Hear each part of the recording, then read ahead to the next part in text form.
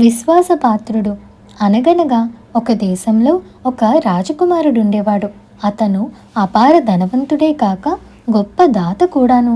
ప్రతి ఉదయము అతని భవనము ముందు అడుక్కు తినే జనం వేలకు వేలు పోగై అతని నుంచి ధర్మం పొందేవారు.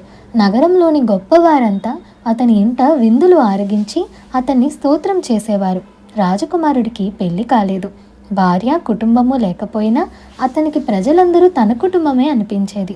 ప్రతి ఉదయము బిచ్చగాళ్ళు తన వద్ద దానాలు గ్రహించి, మహారాజు గారు 1000 ఏళ్ళు వర్ధిల్లాలి, తమరి కోసం సముద్రంలో దూకమన్నా దూకుతాం అనేవారు.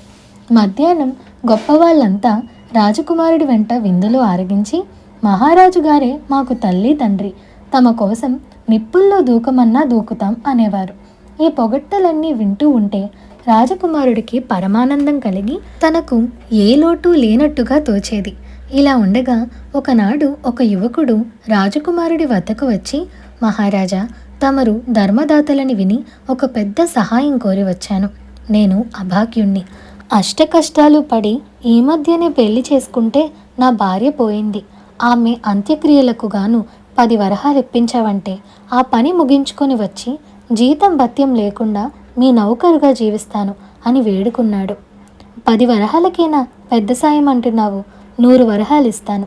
నీ భార్య అంత్యక్రియలు శాస్త్రోక్తంగా జరిపించి పేద సాధులకు అన్నదానం చేసిరా. నిన్ను నా నౌకరుగా పెట్టుకుంటాను, జీతం కూడా ఇస్తాను అన్నాడు రాజకుమారుడు. యువకుడు 2 రోజుల అనంతరం రాజకుమారుడి వద్దకు వచ్చి పరిచారకుడిగా ప్రవేశించాడు. జీతం అడగమంటే, ప్రభు, నాకు ప్రపంచంలో ఎవరూ లేరు, ఎప్పుడైనా డబ్బు కావలిస్తే నేనే తీసుకుంటానులేండి అన్నాడు. రాజకుమారుడు తన పరిచారకుడిని ఒత్తిడి చేయక వాడికి ఇంటి పెత్తనమంతా అప్పగించేసి ఊరుకున్నాడు. కొద్ది రోజులు గడిచాయి. ఒకనాడు పరిచారకుడు రాజకుమారుడి వద్దకు వచ్చి, మహారాజా, తమరు ద్రవ్యం మంచినీరులాగా ఖర్చు పెట్టేస్తున్నారు. బిచ్చగాళ్ళకిచ్చే దాన ధర్మాలు, గొప్ప వాళ్ళకిచ్చే విందులు తగ్గిస్తే బాగుంటుంది. ఇలా ఖర్చు చేస్తూ పోతే కొండలు కూడా తరిగిపోతాయే. ఇది కాస్త అయిపోయాక ఏం చేస్తారు? తమకు ఎలా గడుస్తుంది అని హితబోధ చేశాడు. రాజకుమారుడు నవ్వి, వెర్రివాడా, ఉన్నదంతా అయిపోతే మటుకు నాకేం తక్కువ? పిల్ల జల్ల లేరాయే. ఉన్నదంతా అయిపోతే నా రాజ్యంలో ప్రతి ఒక్కడూ నన్ను ఆదుకుంటాడు. రోజు బిచ్చగాళ్ళు నా కోసం సముద్రంలో దూకమన్నా దూకుతామంటారు, గొప్పవాళ్ళు నిప్పుల్లో దూకమన్నా దూకుతామంటారు. వాళ్ళంతా నాకుండగా నాకేం కొరత అన్నాడు. వాళ్ళ మాటలు నమ్మటానికి లేదు అన్నాడు పరిచారకుడు. ఆ రోజు విందు జరిగే సమయంలో రాజకుమారుడు తన అతిథులను, మిత్రులారా, నా కోసం అవసరమైతే మీరు నిప్పుల్లో దూకటానికి సిద్ధంగా ఉన్నామని రోజు చెబుతారు, కానీ మీ మాటలు నమ్మటానికి లేదంటున్నాడు నా పరిచారకుడు. మీ సమాధానం ఏమిటి అని ప్రశ్నించాడు. అతిథులందరికీ ఆగ్రహం వచ్చింది. వారందరూ కూడబలుక్కున్నట్టుగా, మీ పరిచారకుడు వట్టి దొంగ వెధవ, వాడు తమరిని నిలువునా దోచేస్తున్నాడు, నమ్మటానికి వీలు లేనివాడు అని కేకలు పెట్టారు. రాజకుమారుడు తన పరిచారకుణ్ణి పిలిపించి, నువ్వు నా సొత్తంతా కాజేస్తున్నావటగా అని అడిగాడు. అది నిజమే మహాప్రభు, నేను తమ సొమ్ము చాలా తస్కరించాను అన్నాడు పరిచారకుడు. ఛీ, నీ ముఖం నాకు చూపకు, తక్షణం నా ఇల్లు విడిచిపో అన్నాడు రాజకుమారుడు తన పరిచారకుడితో. పరిచారకుడు నగరం దాటి నది అవతల ఒడ్డున గల తన భవనానికి వెళ్ళిపోయాడు. రాజకుమారుడి దగ్గర దొంగిలించిన బంగారంతోనే వాడు ఆ భవనాన్ని కొంతకాలం క్రితం కొన్నాడు. తర్వాత 1 సంవత్సరం పాటు రాజకుమారుడు తన పాత అలవాటు తప్పకుండా పేదలకు దాన ధర్మాలు, గొప్ప వాళ్లకు విందులు చేస్తూ కాలక్షేపం చేశాక అతని ఖజానా కాస్త ఖాళీ అయిపోయింది. అందులో ఇక చిల్లి గవ్వ కూడా లేదు. ఇక నుంచి తన ప్రజలే తనను పోషించగలరని అతను పూర్తిగా నమ్మాడు.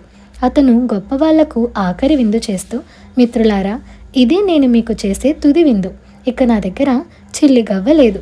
ఇంతకాలము మీరు నా కోసం అగ్నిలో దూకమన్నా దూకుతామన్నారు కనుక రేపటి నుంచి మా పోషణ భారం మీరు వహిస్తారనుకుంటాను అన్నాడు. అతిథులు ముఖాలు మార్చుకుంటూ ఒకరినొకరు చూసుకొని, మహారాజా, మీరు సొమ్మంతా దాన ధర్మాలు చేసి తగలేశారు, మీ సొత్తంతా బిచ్చగాళ్లకు దారపోశారు. మీకు ఈ తరుణంలో సాయపడవలసింది ఆ బిచ్చగాళ్లే కానీ మేము కాము అని అన్నారు. ఆ తర్వాత వారు రాజకుమారుడి కేసి చూడనైనా చూడకుండా తమలో తాము మాట్లాడుకోసాగారు.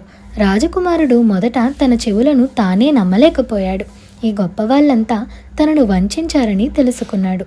తర్వాత అతను తన దగ్గరికి వచ్చి దానధర్మాలు పుచ్చుకునే బిచ్చగాళ్లతో, మీకందరికీ ఇంతకాలము విరివిగా దానధర్మాలు చేశాను, నా కోసం సముద్రంలో దూకమన్నా దూకుతామని మీరు రోజు అంటూ వచ్చారు. ఇప్పుడు నా దగ్గర ఉన్న సొమ్మంతా అయిపోయింది. అందుచేత ఇక నుంచి నేను మిమ్మల్ని పోషించలేను, మీరే నన్ను పోషించాలి అన్నాడు. మహారాజా, మీరు రోజు గొప్ప వాళ్ళందరినీ చేరదీసి విందులు చేస్తే సొమ్మంతా అయిపోక ఏం చేస్తుంది? మిమ్మల్ని పోషించవలసిన వాళ్ళు పోషించకపోతే మీరు కూడా మాతో పాటు ముష్టెత్తుకోవాల్సిందే అన్నారు బిచ్చగాళ్ళు. రాజకుమారుడు 2 విధాలుగా చెడి తనను కలవారు లేనివారు కూడా మోసగించినందుకు విచారంతో కుంగిపోయి ఉండగా గుర్రం మీద సవారీ అయి పాత పరిచారకుడు వచ్చాడు. మహారాజా, నేను అన్నంతా అయినట్టుందే, ఇలా జరుగుతుందని తెలిసే నాకు సాధ్యపడినంత మట్టుకు తమ సొమ్ము నది అవతల కోటలో భద్రం చేశాను. ఈ జనాన్ని భవనాన్ని విడిచిపెట్టి అక్కడ సుఖంగా జీవిద్దాం పదండి అంటూ పరిచారకుడు రాజకుమారుణ్ణి తన భవనానికి తీసుకుపోయాడు. ఆ తర్వాత ఇద్దరు తగిన భార్యలను పెళ్లాడి అన్నదమ్ములుగా సుఖంగా జీవించారు. ఇదండి ఇవాల్టి కథ. ఈ కథ మీకు ఎలా అనిపించిందో మాకు కామెంట్ సెక్షన్లో చెప్పండి. అలాగే ఈ వీడియో నచ్చినట్లయితే like, share, subscribe to Priya stories Telugu. Thank you for watching.